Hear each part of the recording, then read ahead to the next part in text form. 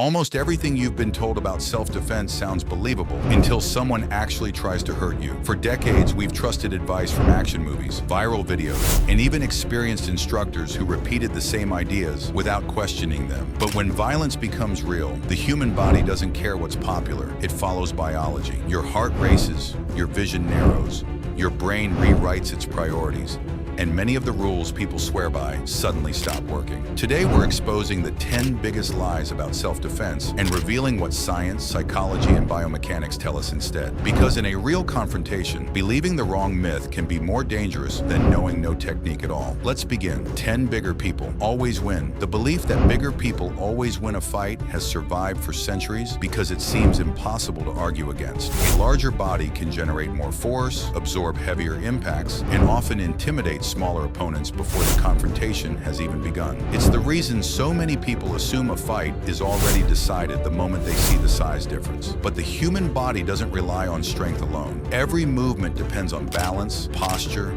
coordination, timing, and the ability to transfer force efficiently. A stronger person who loses their balance or commits too much of their weight can suddenly become less effective than someone who simply understands how the body moves. This is why experienced fighters spend years mastering leverage, positioning, and footwork instead of relying only on muscle. Biology doesn't ignore strength. It simply proves that strength is only one piece of a much larger system. The real mistake is believing that size alone determines who walks away. But if strength isn't the deciding factor, maybe speed is. 9. Faster is always better. Speed has always looked like the ultimate advantage. The fastest punch lands first, the quickest reaction wins the exchange, and countless movies have convinced us that moving faster automatically makes us harder to defeat. But neuroscience tells a different story. Before the body can move, the brain must first recognize the threat, process what it's seeing, and decide how to respond. That entire process happens in fractions of a second, and rushing it often creates mistakes. A fast movement made at the wrong time can leave you off balance, overextended, or reacting to something that never actually happened. This is why experienced fighters don't obsess over moving first.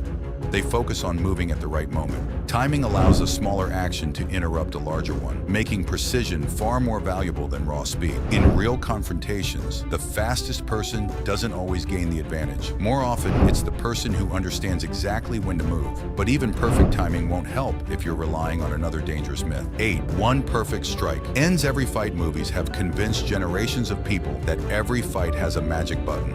A single punch, kick, or pressure point capable of ending a confrontation instantly. It's an exciting idea because it suggests there is one perfect technique that works every time, regardless of the situation. Real life is far less predictable. The human body reacts differently depending on adrenaline, pain tolerance, body position, fatigue, and even pure chance. A strike that completely stops one person might barely slow down another. Under extreme stress, the brain can temporarily reduce the sensation of pain, allowing someone to continue fighting despite injuries that would normally make movement impossible. This is why experienced professionals never depend on one technique to solve every problem. Instead, they create opportunities to escape, gain control, or reduce danger using whatever options are available in that moment. Self-defense has never been about finding the perfect strike.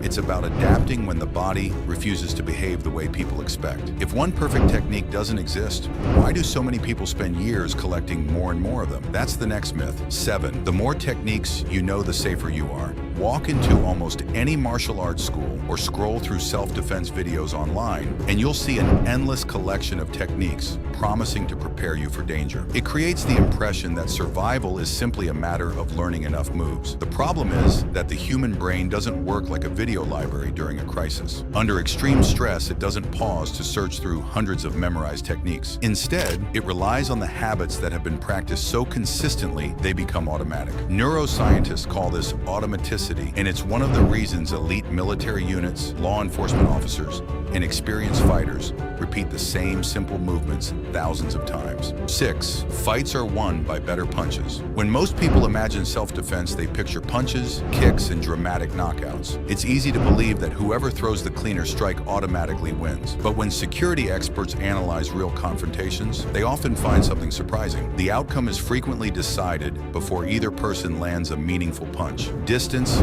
positioning, awareness, and decision-making usually matter far more than striking power alone. A perfectly thrown punch becomes useless if you're standing in the wrong place or reacting too late to avoid danger. Biomechanics explains that effective movement begins with the feet, not the fists. Every strike depends on balance, posture, and the ability to generate force from the ground upward. That's why experienced fighters spend countless hours improving footwork instead of chasing harder punches. They understand that controlling space often controls the entire confrontation. In reality, punches don't usually decide fights. Position does. But controlling your position means very little if you lose control of something even more powerful, your own mind. 5. Fear makes you weak. Fear has a terrible reputation. People often see it as a sign of weakness, believing that confident fighters simply don't experience it. Science tells a completely different story. Fear is one of the oldest survival systems in the human body, designed to prepare you for danger in a fraction of a second. The moment your brain detects a threat, it releases stress hormones that increase your heart rate, sharpen your attention, and prepare your muscles for action. Fear isn't the problem, panic is. Panic narrows your thinking, wastes energy, and encourages impulsive decisions. Fear, when understood and controlled, can actually improve awareness and reaction time. That's why experienced soldiers, police officers, and emergency responders don't train to eliminate fear. They train to make good decisions while fear is still present. The strongest person isn't someone who never feels afraid. It's someone who refuses to let fear make decisions on their behalf. And while fear changes the way you think, the next myth reveals something even stranger. It changes the way you see the world. 4. Angry people are more dangerous. When someone is screaming, charging forward, or completely consumed by anger, it's easy to believe they've become more dangerous simply because they're more aggressive. Hollywood has reinforced this image for decades, portraying rage as a source of unstoppable power. But psychology tells a different story. While anger can increase aggression, it often reduces judgment, narrows attention, and makes people repeat the same actions without adapting to what's happening around them. In other words, anger may increase intensity, but it rarely improves decision-making. Experienced professionals understand this well. Instead of matching aggression with aggression, they stay calm and look for predictable patterns that emotional behavior creates. An angry person often becomes easier to read because emotion replaces strategy. The person who keeps a clear mind while everyone else is reacting emotionally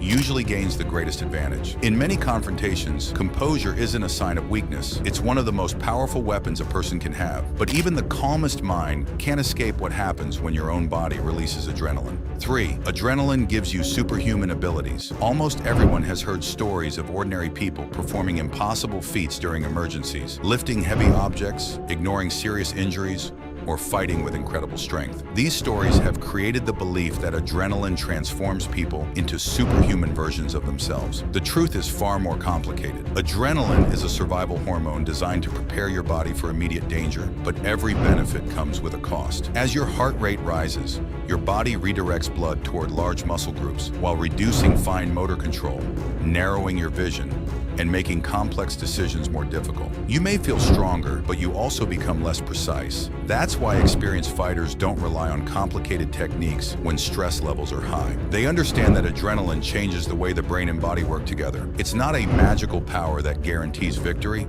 It's a biological survival response that rewards preparation and punishes overconfidence. But if adrenaline changes the way your body moves, the next myth reveals how stress changes the way your brain makes decisions. 2. You'll rise to the occasion. Many people believe they'll instinctively know what to do in a real fight, but under extreme stress, the brain doesn't become smarter. It falls back on what it's practiced most. That's why soldiers, police, and firefighters repeat simple skills thousands of times. In a crisis, you don't rise to the occasion. You fall back on your training. Real confidence is built through preparation, not panic. 1. The fight doesn't begin with the first punch. The biggest self-defense myth is that a fight starts with the first strike. In reality, it often begins much earlier. Attackers look for easy targets by watching body language, awareness, and confidence. Staying alert and recognizing danger early can prevent violence altogether. The best self-defense is avoiding the fight before it starts. Many self-defense myths ignore how the human body really works. Strength, speed, and techniques matter, but awareness, training, and calm decision-making matter even more. Science shows that survival isn't about being the strongest. It's about understanding how your mind and body perform under stress. The next time someone promises a perfect move that guarantees victory, remember this: the body doesn't follow myths, it follows biology. Learn how it works, prepare well, and you'll be far better equipped for real life. Because the greatest weapon isn't a secret technique, it's the human body itself.